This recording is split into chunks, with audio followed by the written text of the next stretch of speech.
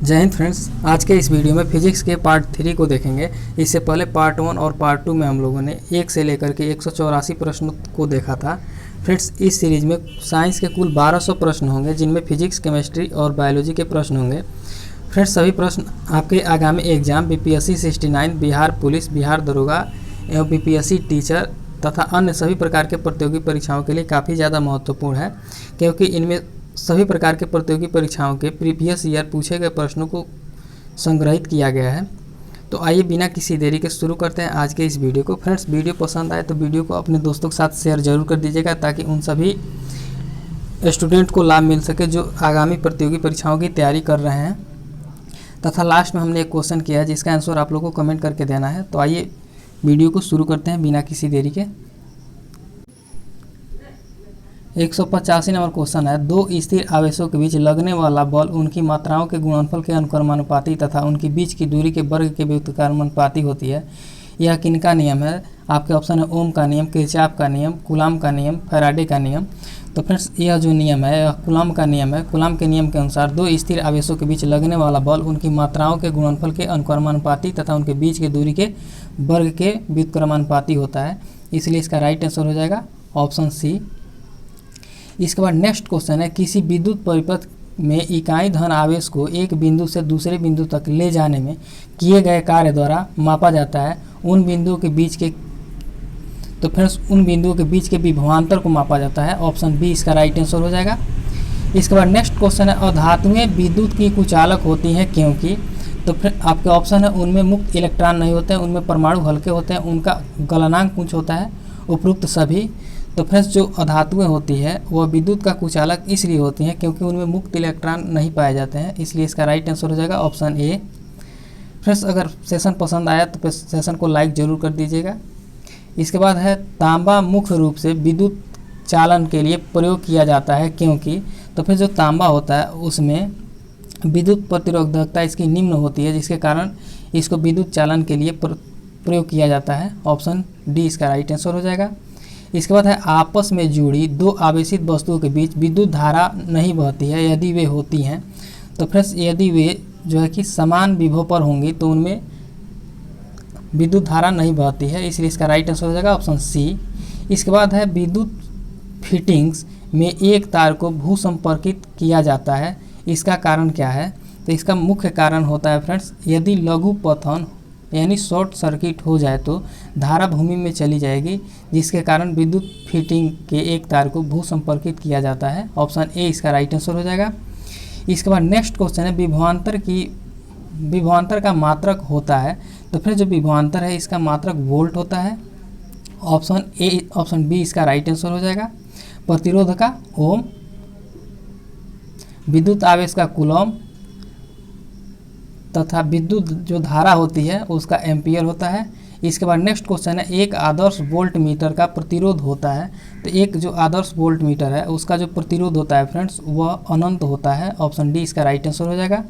इसके बाद प्रतिरोध का मात्रक है, तो जो प्रतिरोध है इसका मात्रक जो है कि ओम होता है। ऑप्शन डी इसका राइट आंसर हो जाएगा। इसके बाद नेक्स्ट क्वेश्चन है, घरों में लगे पंखे, बल्ब आदि लगे होते हैं। तो फिर जो घरों में पंखे बल्ब लगे होते हैं वे सभी समांतर क्रम में लगे होते हैं। ऑप्शन सी इसका राइट आंसर हो जाएगा। इसके बाद नेक्स्ट क्वेश्चन है, किसी चालक के सिरों के बीच विभवांतर उसमें बहने वाली धारा का जो है कि समानुपाती होती है, यह नियम किसका है? तो फ्रेंड्स, यह नियम जो है यह ओम का नियम है। ऑप्शन डी इसका राइट आंसर हो जाएगा। इसके बाद नेक्स्ट क्वेश्चन है, विशिष्ट प्रतिरोध जो होता है उसका एसआई मात्रक क्या है? तो फिर जो विशिष्ट प्रतिरोध होता है उसका जो एसआई मात्रक होता है वह ओम मीटर होता है। ऑप्शन बी इसका राइट आंसर हो जाएगा। इसके बाद नेक्स्ट क्वेश्चन है, यदि 3 ओम और 6 ओम के प्रतिरोध को समांतर क्रम में जोड़ दिया जाए तो संपूर्ण प्रतिरोध होगा। तो फिर जो समांतर प्रतिरोध होगा वह 2 ओम होगा। प्रतिरोध जो कि समांतर क्रम में संपूर्ण प्रतिरोध निकालने का जो मान होता है वो होता है 1/r equal to 1/r1 plus 1/r2। इसी फार्मूला पर निकलता है। आप लोग इस फार्मूला पर रख दीजिएगा, r1 की जगह 3 रख दीजिएगा, r2 की जगह 6 रख दीजिएगा। इसके बाद इसको हल कीजिएगा तो 2 ओम आ जाएगा आंसर। इसके बाद नेक्स्ट क्वेश्चन है, एक शुष्क सेल में कौन सी ऊर्जा पाई जाती है। तो फ्रेंड्स जो शुष्क सेल होता है इसमें रासायनिक ऊर्जा संचित रहती है, इसलिए इसका राइट आंसर हो जाएगा ऑप्शन सी। इसके बाद नेक्स्ट क्वेश्चन है वोल्टेज सेल के आविष्कारक कौन है। तो फ्रेंड्स जो वोल्टेज सेल है इसके जो आविष्कारक हैं वो एलिजांड्रो वेल्टा है, ऑप्शन सी इसका राइट आंसर हो जाएगा। इसके बाद नेक्स्ट क्वेश्चन है, लोहे के ऊपर जिंक की परत चढ़ाने को क्या कहते हैं। तो फ्रेंड्स लोहे के ऊपर जो जिंक की परत चढ़ाई जाती है इसे गैल्वेनाइजेशन बोला जाता है, ऑप्शन ए इसका राइट आंसर हो जाएगा। काफ़ी महत्वपूर्ण प्रश्न है। इसके बाद है वैद्युत अपघटन संबंधी नियम इसने प्रतिपादित किया। तो वैद्युत अपघटन संबंधी जो नियम है फ्रेंड्स इसको फैराडे के द्वारा प्रतिपादित किया गया था, ऑप्शन बी इसका राइट आंसर हो जाएगा। इसके बाद नेक्स्ट क्वेश्चन है, आमतौर पर सुरक्षा फ्यूज लगाने के लिए प्रयोग होने वाली तार किस पदार्थ की बनी होती है। तो जो सुरक्षा फ्यूज लगाने के लिए जो प्रयुक्त होने वाली तार होती है फ्रेंड्स वह आमतौर पर टीन और शीशे की एक मिश्र धातु की बनी होती है, ऑप्शन डी इसका राइट आंसर हो जाएगा। बीपीएससी में पूछा गया प्रश्न है। इसके बाद नेक्स्ट क्वेश्चन है, विद्युत हीटर का एलिमेंट निम्नलिखित में से किस धातु का बना होता है। तो जो विद्युत हीटर होता है इसका जो एलिमेंट होता है फ्रेंड्स यह नाइक्रोम का बना होता है, ऑप्शन ए इसका राइट आंसर हो जाएगा। इसके बाद विद्युत चुंबकीय प्रेरण के नियम का उपयोग निम्न में से किसको बनाने में उपयोग किया जाता है। तो विद्युत चुंबकीय प्रेरण के नियमों का उपयोग जो है फ्रेंड्स यह जनित्र बनाने के लिए किया जाता है, ऑप्शन डी इसका राइट आंसर हो जाएगा। ये भी काफ़ी महत्वपूर्ण प्रश्न है। इसके बाद है, विद्युत मोटर निम्न सिद्धांत के अनुसार कार्य करती है। तो जो विद्युत मोटर होती है यह फैराडे के नियम के अनुसार कार्य करती है। इसके बाद है, लेंज का नियम निम्नलिखित में से किसके लिए आवश्यक है। तो जो लेंज का नियम है यह ऊर्जा संरक्षण के लिए आवश्यक है, ऑप्शन ए इसका राइट आंसर हो जाएगा। इसके बाद है, परमाणु क्रमांक कहते हैं। तो परमाणु क्रमांक जो होता है फ्रेंड्स वह नाभिक में उपस्थित प्रोटॉनों की संख्या को बोला जाता है, ऑप्शन बी इसका राइट आंसर हो जाएगा। नेक्स्ट क्वेश्चन है, ब्रह्मांड प्रसारित हो रहा है यह प्रमाण सर्वप्रथम किसने दिया था। तो ब्रह्मांड प्रसारित हो रहा है यह जो प्रमाण है यह सर्वप्रथम एडविन हबल के द्वारा दिया गया था, ऑप्शन बी इसका राइट आंसर हो जाएगा। इसके बाद है, ग्रहों की गति का नियम किसने प्रतिपादित किया। तो फ्रेंड्स जो ग्रहों की गति का नियम है इसको सर्वप्रथम केपलर के द्वारा प्रतिपादित किया गया था, ऑप्शन बी इसका राइट आंसर हो जाएगा। इसके बाद है, पृथ्वी तथा अन्य ग्रह सूर्य के चारों ओर चक्कर लगाते हैं यह सबसे पहले किसने प्रमाणित किया। तो यह सर्वप्रथम जो है कि कापरनिकस के द्वारा प्रमाणित किया गया था, ऑप्शन सी इसका राइट आंसर हो जाएगा। इसके बाद ब्रह्मांड में सबसे अधिक मात्रा में कौन सा तत्व पाया जाता है। तो ब्रह्मांड में सबसे अधिक मात्रा में फ्रेंड्स हाइड्रोजन तत्व को पाया जाता है। इसके बाद तारों व सूर्य की ऊर्जा का स्रोत क्या है। तो तारों और सूर्य की जो ऊर्जा का स्रोत है वह नाभिकीय संलयन है, ऑप्शन ए इसका राइट आंसर हो जाएगा। इसके बाद तारों व आकाशगंगा का व्यास मापने के लिए प्रयुक्त उपकरण कौन सा है। तो तारों एवं आकाशगंगा का जो व्यास मापा जाता है वह इंटरफेरोमीटर के द्वारा नापा जाता है, ऑप्शन बी इसका राइट आंसर हो जाएगा। इसके बाद जब दो ग्रह जिनको कोई उपग्रह नहीं है कौन कौन से हैं। तो फ्रेंड्स जो बुध और शुक्र हैं इनके कोई उपग्रह नहीं है, ऑप्शन बी इसका राइट आंसर हो जाएगा। इसके बाद कौन सा ग्रह सूर्य के चारों ओर 88 दिन में एक चक्कर लगाता है। तो सूर्य के चारों ओर जो बुध ग्रह है यह 88 दिन में एक चक्कर लगा लेता है, ऑप्शन ए इसका राइट आंसर हो जाएगा। इसके बाद है, निम्न में से किस ग्रह का घनत्व पानी से कम है तथा पानी में डाल देने पर वह तैरने लगेगा। तो वह ग्रह है फ्रेंड्स शनि ग्रह का जो घनत्व है पानी से भी कम है। इसके बाद सूर्य के सबसे निकट तारा है। तो सूर्य के सबसे निकट का जो तारा है यह प्रोक्सिमा सेंटोरी है, ऑप्शन डी इसका राइट आंसर हो जाएगा। इसके बाद है, नेपच्यून की खोज किसने किया था। तो फ्रेंड्स जो नेपच्यून है इसके खोज जो है कि गैले के द्वारा किया गया था। सूर्य के निकट स्थित ग्रह है, निकटतम स्थित ग्रह। तो सूर्य के निकटतम स्थित ग्रह जो है कि बुध है। सौरमंडल का सबसे छोटा ग्रह कौन सा है। तो सौरमंडल का जो सबसे छोटा ग्रह है यह भी बुध है, ऑप्शन ए इसका राइट आंसर हो जाएगा। इसके बाद है, निम्नलिखित में से कौन सा एक तारा पृथ्वी के सर्वाधिक समीप है। तो फ्रेंड्स जो सूर्य है या पृथ्वी के सर्वाधिक समीप तारा है। हैली का धूमकेतु सूर्य का परिक्रमा करता है। तो हैली का जो धूमकेतु है सूर्य का परिक्रमा 76 वर्षों में करता है। अंतरिक्ष यात्री को आकाश का रंग कैसा दिखाई देता है। तो फिर जो अंतरिक्ष यात्री होते हैं इन्हें आकाश का जो रंग होता है वह काला दिखाई देता है। इसके बाद नेक्स्ट क्वेश्चन है, मनुष्य ने पहली बार किस वर्ष चांद पर कदम रखा था। तो मनुष्य जो है कि पहली बार चांद पर कदम 1969 ईस्वी को रखा था, ऑप्शन सी इसका राइट आंसर हो जाएगा। नील आर्मस्ट्रांग के द्वारा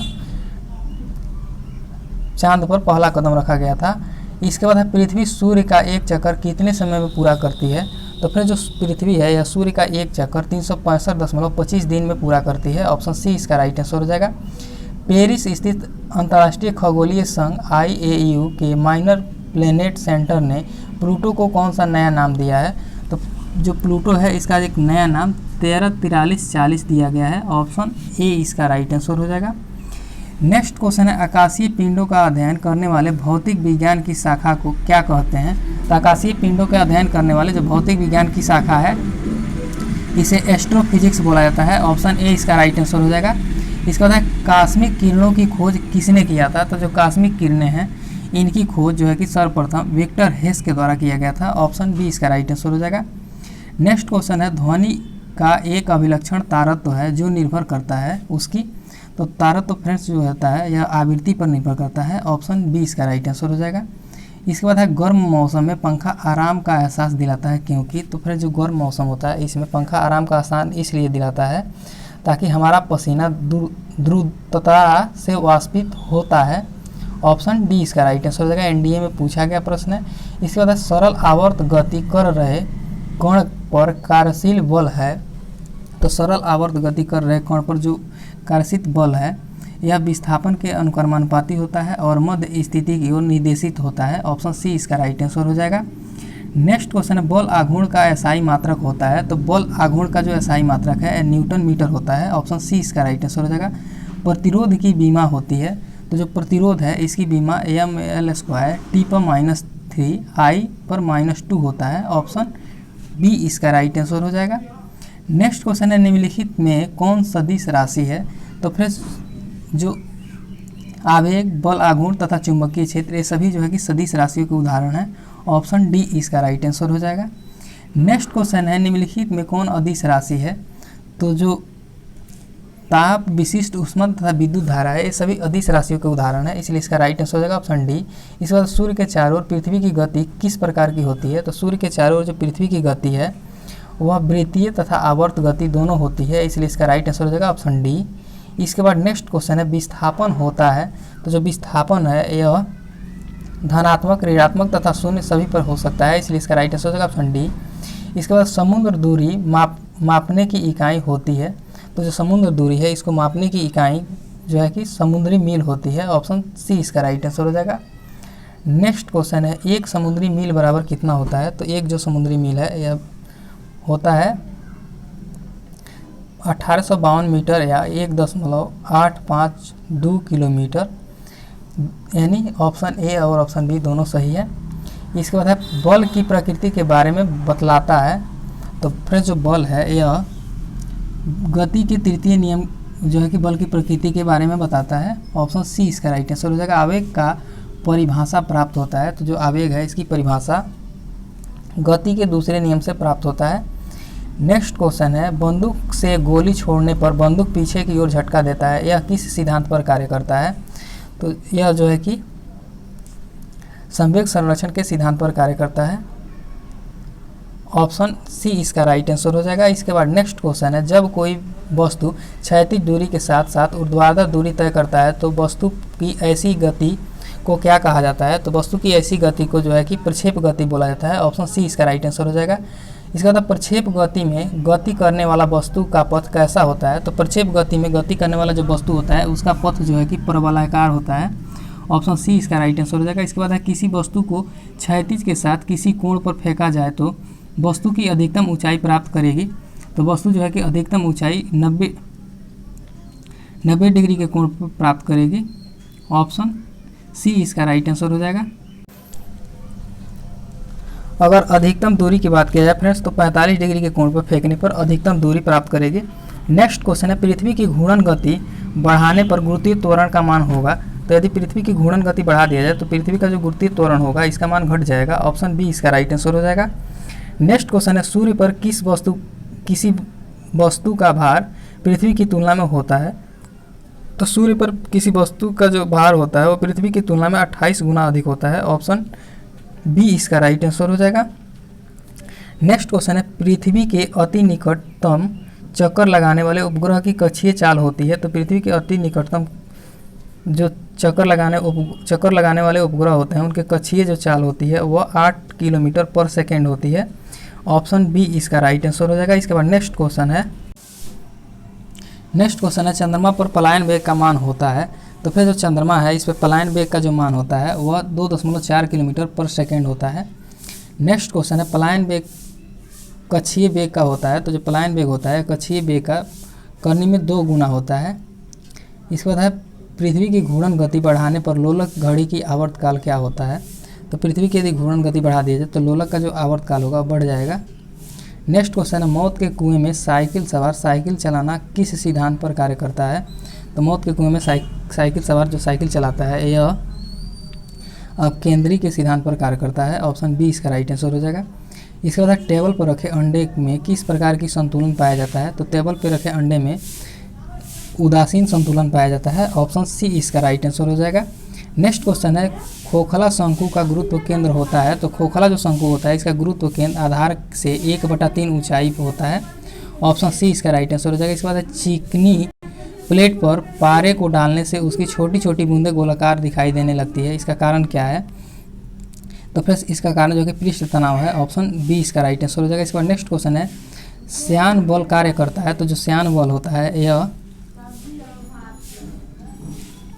द्रव के सिद्धांत पर कार्य करता है। ऑप्शन बी इसका राइट आंसर हो जाएगा। इसके बाद नेक्स्ट क्वेश्चन है फुहारों के ऊपर गेंद का नाचना कार्य करता है। तो फुहारों के ऊपर जो गेंद का नाचना है यह बर्नौली प्रमेय के आधार पर कार्य करता है, बर्नौली के प्रमेय पर कार्य करता है। नेक्स्ट क्वेश्चन है नली में द्रव की प्रवाह की दर ज्ञात किया जाता है। तो नली में द्रव के प्रवाह की जो दर होती है इसको वेंचुरी मीटर के द्वारा ज्ञात किया जाता है। ऑप्शन सी इसका राइट आंसर हो जाएगा। इसके बाद है एक बार बराबर कितना होता है? तो फिर जो बार है एक बार बराबर होता है 10/5 न्यूटन पर मीटर स्क्वायर। ऑप्शन सी इसका राइट आंसर हो जाएगा। इसके बाद है घर्षण के विरुद्ध किया गया कार्य होता है। तो घर्षण के विरुद्ध जो किया गया कार्य होता है वो हमेशा ऋणात्मक होता है।